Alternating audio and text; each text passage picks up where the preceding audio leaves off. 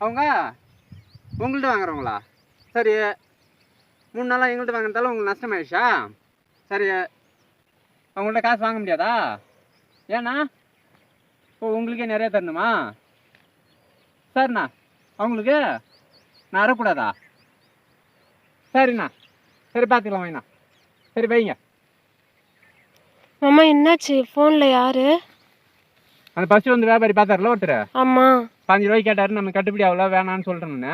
ஆ இப்போ நம்மள்ட்ட வந்து 3 நாள் அட்டாங்க பாரு, அவங்க ஆமாம். வந்து அவர்கிட்ட வாங்குறவங்களாம். ஆ அதனால வந்துட்டு அவருக்கு நஷ்டமாயிடுச்சான். ஆ காசு வாங்க முடியாது, ஆ நீ எப்படி அறக்கலாம் அவங்களுக்கு ஆ அப்படின்றாங்க. சரி, அப்போ நமக்கு ஒரு கருவேப்பிலை எப்படி மாமா இருக்கிறது? இந்த கொஞ்சம் கருப்பிலாம் வேறு வியாபாரி வரமாட்டாங்க. நான் கடையில் போய் கேட்டு வரேன், போட்டுக்கலாம். அங்கே வந்து ஏதாவது பிரச்சனை பண்ணாங்களாக்கா வண்டியில் எடுத்துகிட்டு போய் ரோடாக போட்டு விற்றுக்கிறேன். வாங்கி விற்கிறவங்களுக்கே அம்மா தைரியம் இருக்குதுனாக்கா வளர்க்குற நமக்கு அம்மா தைரியம் இருக்கும். பார்த்துக்கலாம் விடு.